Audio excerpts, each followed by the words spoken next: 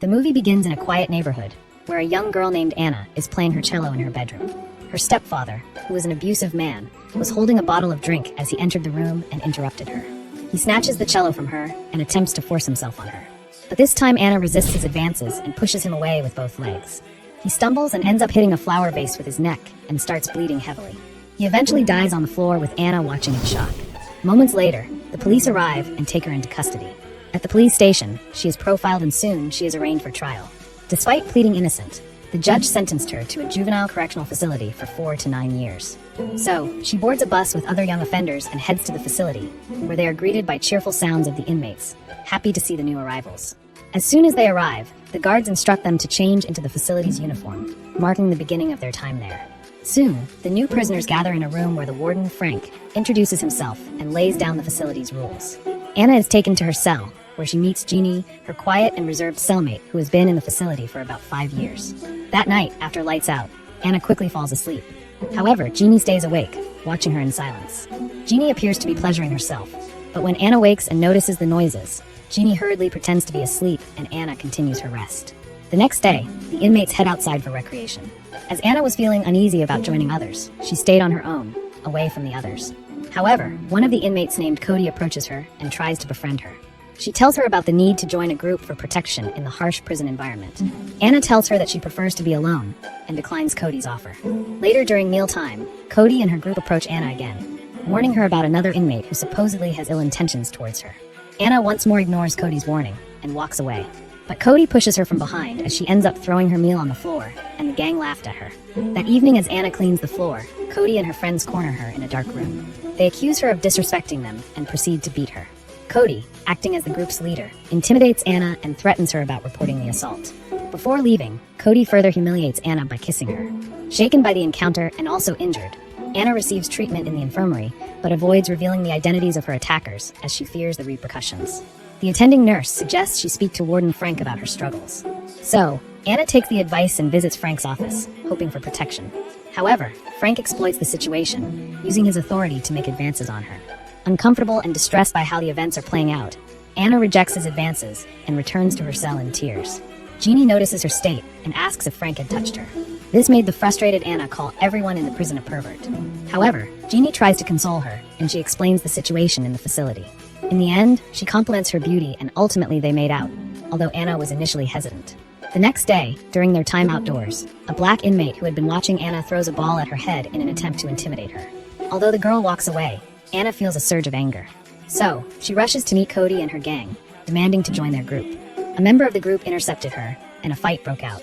However, the altercation is broken up by a guard, but it establishes Anna's determination to stand up for herself.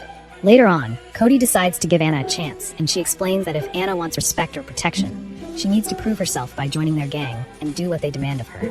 So, Cody invites Anna to a secluded room and offers her a drink. She proposes that for Anna to join their gang, she must fight the black girl who had previously tried to intimidate her while the group records it.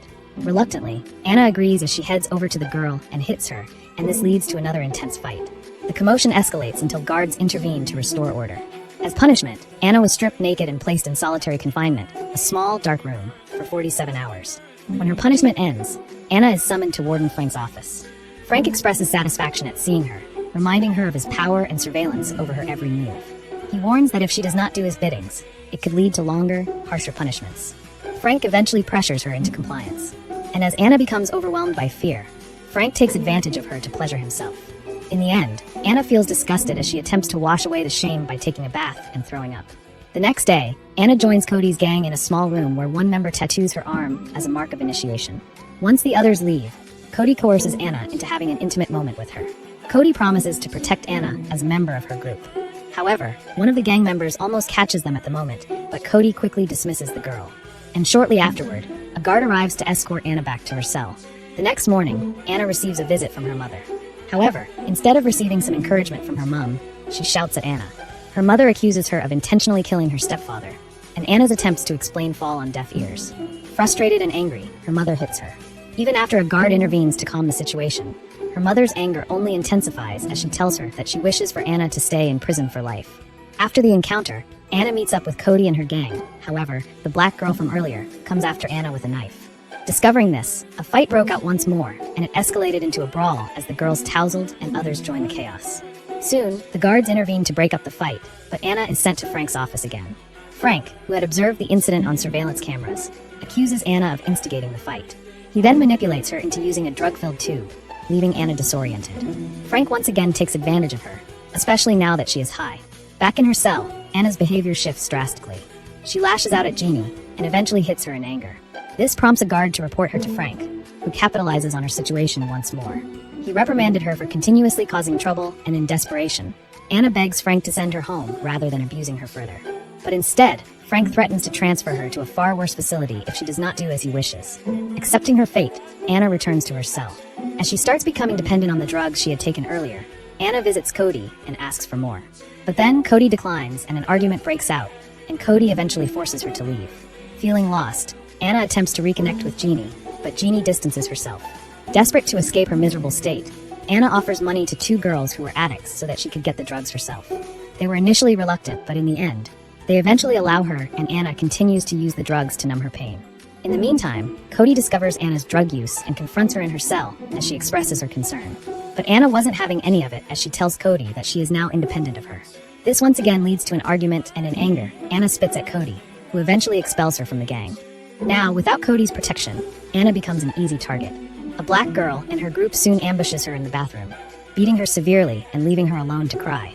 After receiving treatment once more in the infirmary, Anna falls deeper into addiction, repeatedly using drugs with the other inmates. Her dependence worsens, and she starts to hallucinate. She started seeing distorted faces around her, and in the end, she tattooed the word dead into her arm.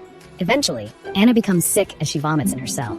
Jeannie then suggests that she seek help from a drug counselor, but Anna mockingly dismisses the idea, and this once more offends Jeannie. As the days pass and her addiction worsens, Anna confronts the girl who had attacked her in the bathroom. The fight quickly goes out of control, and even the guards were injured as well. Special forces eventually intervene and subdue the chaos, and once more, Anna is placed in solitary confinement. When she was released, Cody visited Anna and ridiculed Jeannie in her presence. Seeing this, Anna confronts Cody, firmly stating that they are neither friends nor enemies, and tells her to leave her alone. The night after Cody leaves, Jeannie stays with Anna, comforting her, and they once again have fun together. The following day, Jeannie tries to dissuade Anna from using drugs, but Anna refuses to listen and goes on to join the girls. Just as Anna is about to use the drug, Cody arrives and pleads with her to stop. This only agitates Anna, who yells in frustration, causing a commotion. The argument once again escalates, and special forces are called to intervene. When Frank arrives, he tries to defuse the situation as Anna starts to threaten to harm herself with a broken bottle. She refuses to release it, and while a guard tries to take it from her, Frank gets scratched on the face. Soon overpowered, Anna is subdued and sent to solitary confinement once again, stripped of her clothing. This time, she spent an extended period in the darkness, and she soon became disillusioned. Anna eventually breaks her food tray in a moment of desperation and cuts herself with the pieces. A guard soon finds her bleeding out and calls for medical assistance. When Anna wakes up, she finds herself in the care of Dr. Hahn, one of the doctors in the psych ward. She tells Anna that she was there to help her, and Anna confides in her. Anna tells her that she didn't intend to take her life, but that she simply longs to escape the isolation and pain she feels. Afterward, she is sent to the general ward where the nurse makes efforts to comfort her. Once feeling better, Anna requests a conversation with her mother. To her surprise, her mother apologizes for her previous actions and promises to help Anna reclaim her college scholarship. Anna eventually finds out that her mother losing the house has made her realize her mistakes in the past. While Anna was beginning to find slivers of hope, Frank calls her back to his office again. He insists she is well enough to return to her cell and ends up dismissing her concerns. Back in the cell, Anna felt a need to change her ways, and she removed the gang tattoo from her arm. Jeannie, noticing Anna's distress, expresses her support for her. During lunch, Cody and her gang mock Anna and laugh at her loneliness. That night, a guard escorts Anna to a small room where Frank is waiting with her cello. He offers Anna the chance to play in a talent show, hosted by the prison authorities. Though initially reluctant, Anna eventually agrees. As Anna plays the cello, she experiences a brief moment of comfort as she becomes engrossed in the sounds. However, the next day, things take a sinister turn once again, and Anna receives a note reading, "You are dead." Before Anna can make sense of it, Cody and her gang ambush her, and they express their fury over the removal of the tattoo. Cody then cuts Anna's face with a blade and orders the gang to beat her up. Anna is taken to the infirmary for treatment, where Frank pays her a visit. While promising to punish Cody, the nurse soon realized that Frank's touches were becoming inappropriate, but she kept her cool. After Frank leaves, the nurse tells Anna that she would help to report Frank's misconduct. However, Frank, spying on their conversation through the surveillance cameras, orders an inmate to take out the nurse. When Anna was told about this, she was devastated and breaks down in tears. She was once again summoned to Frank's office, where he tells her that Cody was responsible for the nurse's death. Frank then warns Anna, and he emphasizes the kind of danger she faces with Cody, and also reminds her of the talent show. During the show, Anna plays her cello beautifully and eventually receives applause from the audience. Afterward, Frank informs her that as a show of appreciation, he has scheduled a parole hearing for her next month.